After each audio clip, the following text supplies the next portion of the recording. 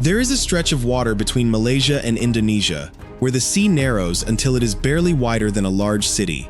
At its tightest navigable point, the shipping lane is under 3 kilometers across. Almost a decade, Myanmar and China have agreed to open a pipeline carrying On a busy day, more than 200 ships thread through it. Container vessels, bulk carriers, tankers. Tankers loaded with crude oil, riding low in the water, moving in a slow procession toward the ports of East Asia. Roughly a quarter of everything traded by sea on this planet passes through that gap. And for one country in particular, that gap is not a trade route, it is a leash. For decades, China's economy has run on oil it does not have. It pulls crude from Saudi Arabia, from Iraq, from Iran, from Angola, from Russia. Most of it arrives by sea, and most of what arrives by sea, the overwhelming majority, has to squeeze through that same narrow channel, past the naval bases and radar arrays of countries that are not China's allies. In 2003, China's leadership gave this problem a name. They called it the Malacca Dilemma, and the way they described it was blunt. Certain major powers, they said, had their hands permanently on China's energy supply, not through sanctions, not through tariffs, simply through geography.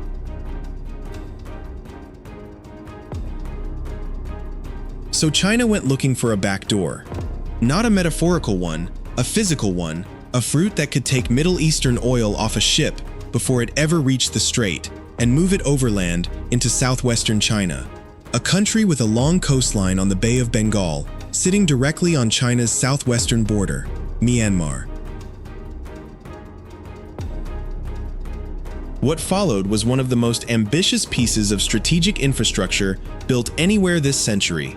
Twin pipelines, running roughly 770 kilometers from an island terminal on the Bay of Bengal over a mountain range, across the Irrawaddy River, and into China's Yunnan province. Billions of dollars, tens of thousands of workers, villages moved, farmland taken. It worked. Sort of. The gas line opened in 2013. The oil line began pumping in 2017. Tankers from the Gulf now unload on the Bay of Bengal, and the crude travels the rest of the way underground. But here is where the story turns, and turns hard. The pipeline runs through a country that has been at war with itself for most of its modern history. It runs through territory where farmers say their land was taken and never properly paid for. It runs past army checkpoints built specifically to protect it. And in the last 2 years, control of that territory has changed hands. Insurgent forces have overrun the region where the pipeline begins. They have captured a regional military headquarters. They have seized one of the pipeline's own control stations. China spent a decade and billions of dollars building an escape route from a choke point it could not control. It ended up with a choke point it controls even less. This is the story of how that happened, the geography behind it, the engineering that made it possible, the numbers nobody wanted to say out loud, and the war that is now sitting directly on top of the pipe. To understand why China was willing to spend this kind of money, you have to understand the specific shape of the water it was trying to avoid. The Strait of Malacca runs roughly 800 kilometers between the Malay Peninsula on one side and the Indonesian island of Sumatra on the other. At its northern end, it is wide and open, hundreds of kilometers across. As it runs southeast towards Singapore, it tapers. The seabed rises. Islands and shoals crowd in from both sides. Near Singapore, the navigable channel narrows to something on the order of 2.5 to 3 kilometers wide, and in places the usable depth for the largest vessels drops to around 25 meters. That is the constraint that gave the world an entire class of ship, the Malacca Max, a vessel sized specifically to be the largest thing that can still get through. This is not an abstract bottleneck. It is a physical funnel, and everything has to go through it in single file. Now layer the traffic on top of the geography. The strait is the shortest sea route between the Indian Ocean and the Pacific. If you are moving oil from the Persian Gulf to China, Japan, or South Korea, this is the natural path. Skip it, and your alternatives are the Sunda Strait or the Lombok Strait further south through Indonesia, both of which add days of sailing time and significant fuel cost, and neither of which has anything like the same capacity. So the world's oil converges here. Millions of barrels a day move through this channel, and a very large share of that is destined for a single country. For most of history, a bottleneck like this was simply a commercial inconvenience, a place where pirates operated and insurance premiums went up. But in the modern era, a choke point is something else. A navy does not need to sink anything to close the Strait of Malacca. It does not even need to fire. It needs to be present, and it needs to be capable, and every insurance underwriter and shipping company in the world will do the rest. Rates spike, charters get canceled, captains refuse the route. The oil stops moving without a single shot, and the states that sit on and around this water, with the United States and India operating regularly in the wider region, are not, from Beijing's perspective, states you would want holding that lever during a crisis. That is the situation China's planners were looking at. Not a threat that had happened, a threat that could happen, at any moment, to an economy that had built its entire industrial rise on imported energy. The strait had become the single most valuable piece of real estate in Asia that China did not own, could not build on, and could not defend. In November 2003, this concern stopped being a background worry and became official policy language. China's leadership described the problem directly. The country's energy security ran through a strait it did not control, and certain powers had the ability to interfere with it at will. Giving a problem a name changes how a bureaucracy behaves. Once it was the Malacca Dilemma, it had a budget line. The scale of the exposure was genuinely uncomfortable. China had crossed from being a net oil exporter to a net importer in the early 1990s, and the gap had widened every year since. By the mid-2000s, the country was importing millions of barrels a day, and the trajectory pointed straight up. Estimates at the time put the share of Chinese crude imports transiting Malacca at around 80%.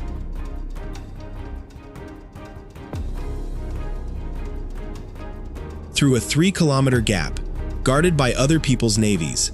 So Beijing went through the options, and the options were not good. Option 1, build a bigger navy. China did this. It is doing it still, on a scale the world has not seen in a century. But a blue water navy capable of guaranteeing sea lanes across the Indian Ocean is a multi-decade project, and it invites exactly the arms race that makes the underlying problem worse. Option 2, dig a canal across Thailand.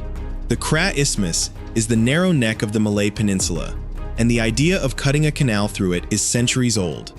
It would let ships bypass Malacca entirely, and revived roughly once a decade for 200 years. It has never been built. The cost is enormous, and Thailand has consistently been unwilling to hand a foreign power that kind of leverage over its own territory. A canal also does not actually solve the problem.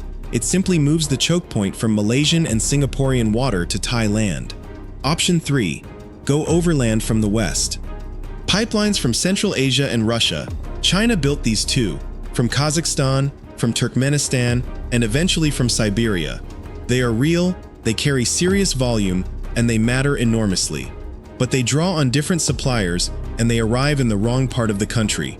China's north and west, not its populous, energy-hungry southwest and southeast.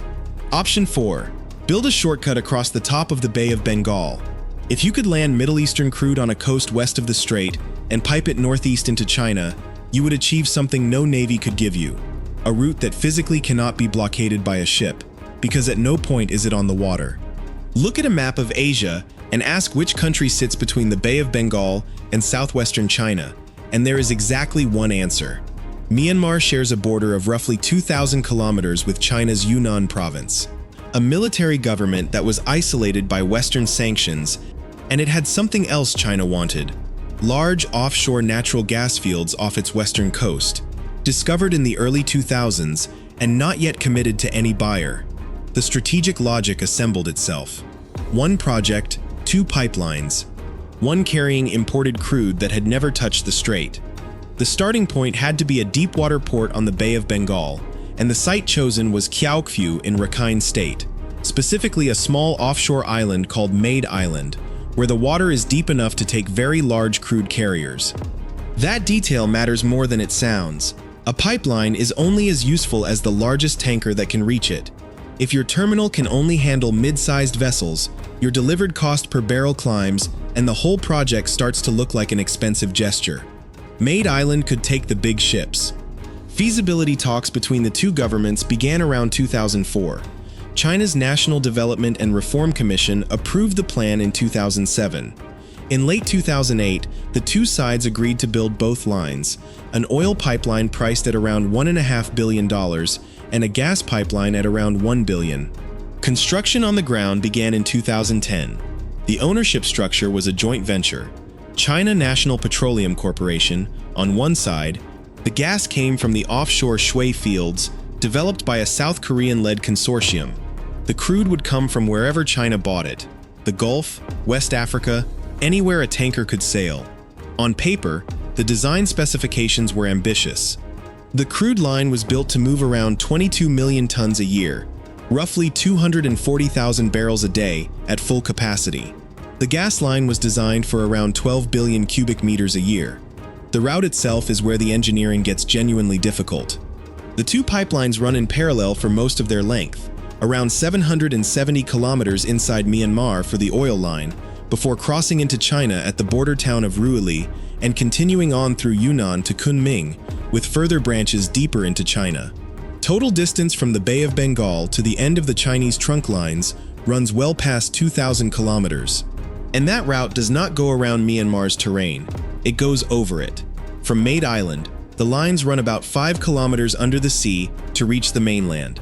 Then they immediately face the Arakan Yoma, the mountain range that separates Myanmar's western coastal strip from its central plain. This is steep, forested, monsoon-drenched country, with almost no existing road access. Building a pipeline here means cutting access tracks first, then hauling pipe sections up gradients that heavy equipment struggles with, in a climate where the rainy season turns everything into mud for months at a time. Past the mountains, the route drops into the dry central plain and crosses the Irrawaddy, Myanmar's Great River, a wide, silt-heavy, seasonally violent waterway that changes its own channel over time. Crossing it with two parallel high-pressure lines is a serious piece of work in itself. Then the ground rises again onto the Shan Plateau in the northeast, climbing toward the Chinese border. The oil line needs pump stations along the way to keep the crude moving against elevation and friction. The gas line needs compression stations to maintain pressure. These stations sit at intervals along the route, at An in Rakhine State, at Tongtha in Mandalay region, at Yanangyang in Magway, and elsewhere. Remember those station locations. They become the whole story later. Building a pipeline through mountains is a solved engineering problem. Building one through a country that has never fully controlled its own territory is not. Myanmar's post-independence history is, in large part, a history of armed conflict between the central state and ethnic armed organizations in the borderlands. Rakhine State in the west, Shan State in the northeast, Kachin in the north. Several of them have hosted armed groups with their own territory. The pipeline route runs through several of them. The Chinese and Myanmar partners knew this. The response was to treat the pipeline as protected national infrastructure, which in practice meant soldiers. Army units were positioned along the corridor. Fences went up. Checkpoints appeared around the pump and compression stations. Local residents in the areas around those stations described patrols through their villages, restricted access to farmland, and routine surveillance. The second problem was land. A pipeline corridor requires a right-of-way, and in Myanmar, that right-of-way ran through farmland that families had worked for generations. Compensation was offered. Communities and monitoring groups have argued, consistently and for over a decade, that it was inadequate, unevenly distributed, and in some cases, never delivered at all. Farmers said fields were cut in half or made inaccessible. Fishing communities near the terminal said their grounds were disrupted. Opposition to the project has been active since at least 2013, when the gas line came online. It has never gone away. There was also a third issue, and it is the one that most Western coverage misses. For a long time, most of the gas and much of the benefit flowed outward. Myanmar received transit fees and a share of the gas, but the pipeline's primary purpose was to serve China, and in a country with chronic electricity shortages, watching energy travel overhead toward a foreign border did not build goodwill. Despite all of it, the project got built. The gas pipeline entered service in 2013. The oil pipeline was physically completed around 2014, but then sat idle for nearly 3 years while the two governments argued over terms: port fees at the Maid Island terminal, transit payments, tax treatment. The first crude finally moved through in April 2017. At that moment, on paper, China had done it. There was now a route by which Middle Eastern oil could reach Chinese refineries without ever entering the Strait of Malacca. The problem is, what happens when you check the arithmetic? Here is the number that decides whether this project is a strategic breakthrough or an expensive hedge. The crude line's design capacity is around 240,000 barrels per day. Call it 250,000 barrels, at absolute full throughput, with everything running perfectly. China's crude oil imports run in the region of 11 million barrels per day. 240,000 into 11 million is a little over 2%. Even if you run the pipeline flat out, every day of the year, with no maintenance and no interruption, it replaces around 2% of China's seaborne crude imports. And in practice, it is frequently run well below design capacity by tanker scheduling and increasingly by the security situation on the ground. So the pipeline does not escape the Malacca Dilemma. It does not come close. This pipeline would not keep China's refineries running. It would not keep them running for a week.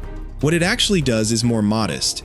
It buys presence. The pipeline gave China a physical, permanent stake in Myanmar, infrastructure, staff, security arrangements, and a government that had a direct financial interest in Beijing's goodwill.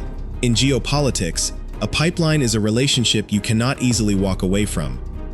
Building this project told every regional actor that China would spend real money to reduce its dependence on choke points. That message has value even if the barrels do not. But there is a harder problem underneath all of this, and it is one the planners in 2003 may have underweighted. A sea lane is difficult to close. It requires warships, sustained presence, and a political decision serious enough to risk war with a nuclear power. It has pump stations that can be occupied. It has valves that can be closed. It runs through territory where armed groups have operated for 70 years. Closing the Strait of Malacca requires a navy. Closing a pipeline requires a few hundred people with rifles and a map. China traded a chalk,